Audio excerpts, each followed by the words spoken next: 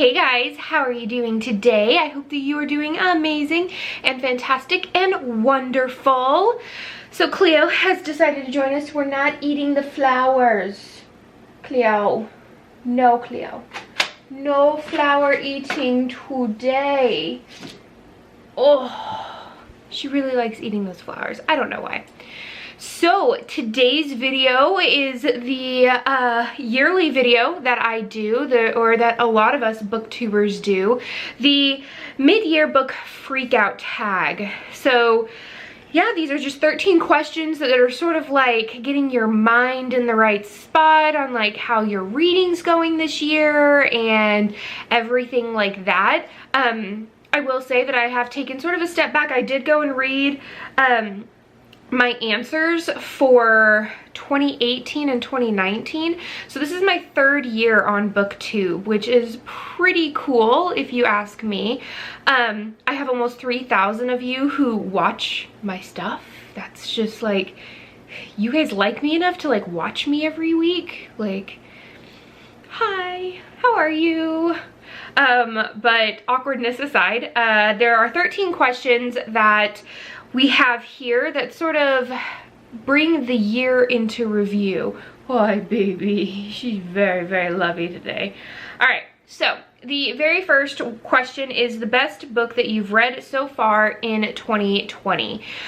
So best book, hands down, that I've read so far in 2020 is Nothing But Trouble by Ellie Alexander. So this is book number 12 of the Bake Shop mystery series, and I absolutely love it. I told you guys how much I loved it.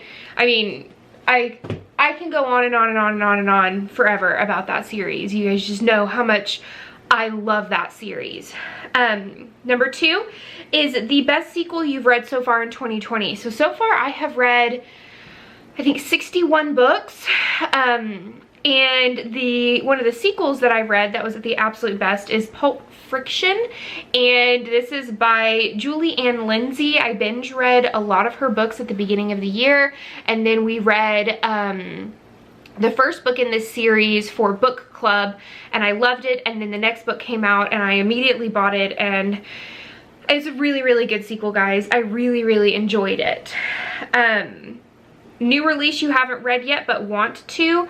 So this hasn't released yet. It releases a couple of days before Alex is born, but it's Witches and Wedding Cake by Bailey Cates. You guys know how much I love Bailey Cates. She is just, I love her Magical Bake Shop mystery series. If you haven't started it and you like magic and baking, like, it is a dual combo that is perfect and fantastic. You have to go and check it out. It's just so, so good.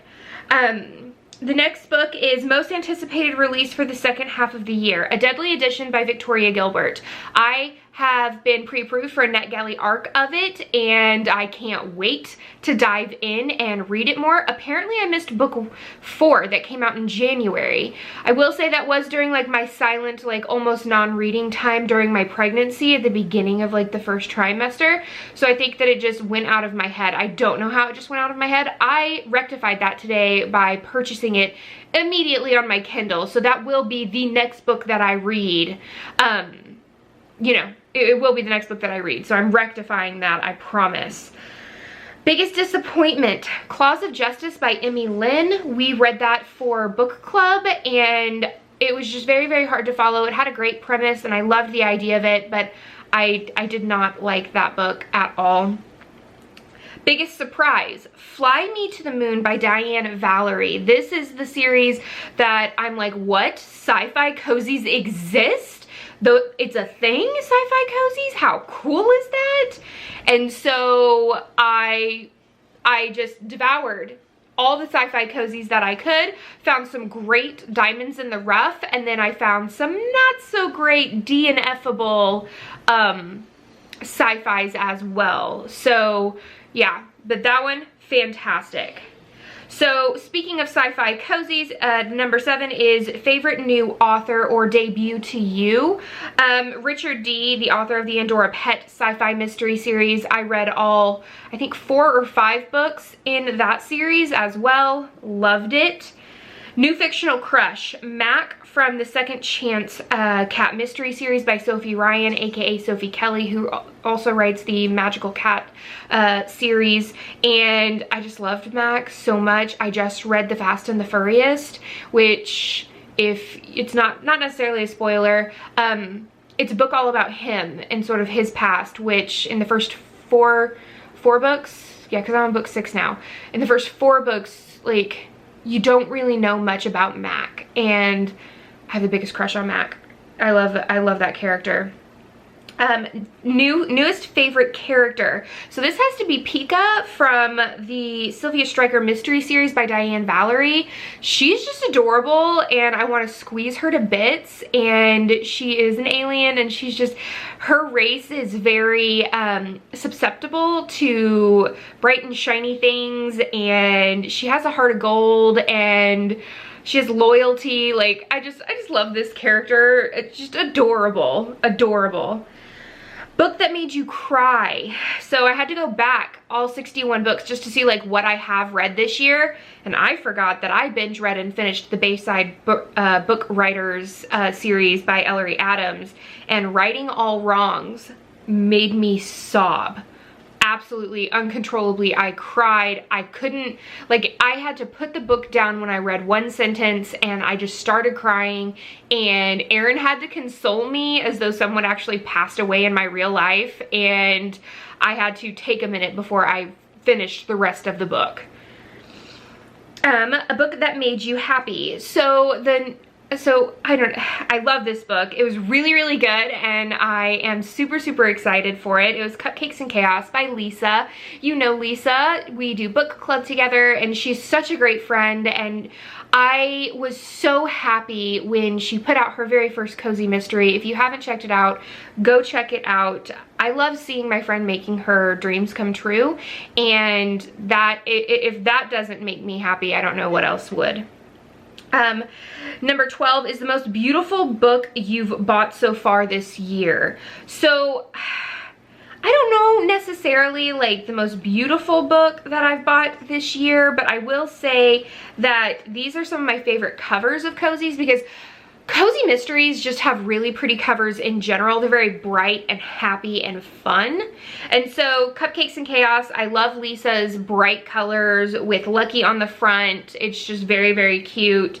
I love Nothing Bundt Trouble because it's 80s themed, and the skull with the cassette and the cassette tape player, freaking gold. Fantastic. I loved that so much. The next one is Death by Dark Roast. I just love the warm feelings from this.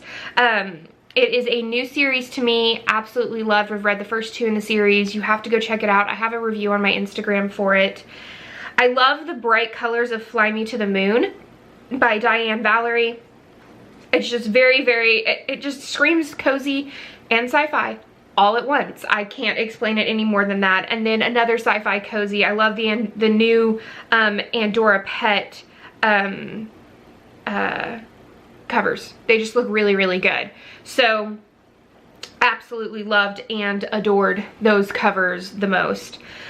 Number 13, final question is, what books do you need to read by the end of the year?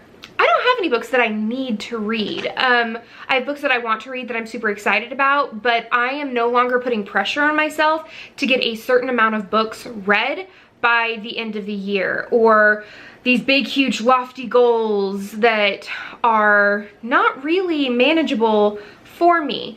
I had a lot of like lofty goals my first 2 years on BookTube, and they kind of stressed me out and made it to where reading wasn't as fun as I wanted it to be. And so I had set my Goodreads goal really low. I set it to 50, and I was like, you know, if I read 50, that's great. If I don't read 50, that's okay too. And so far I've read 61, and it's only July 16th.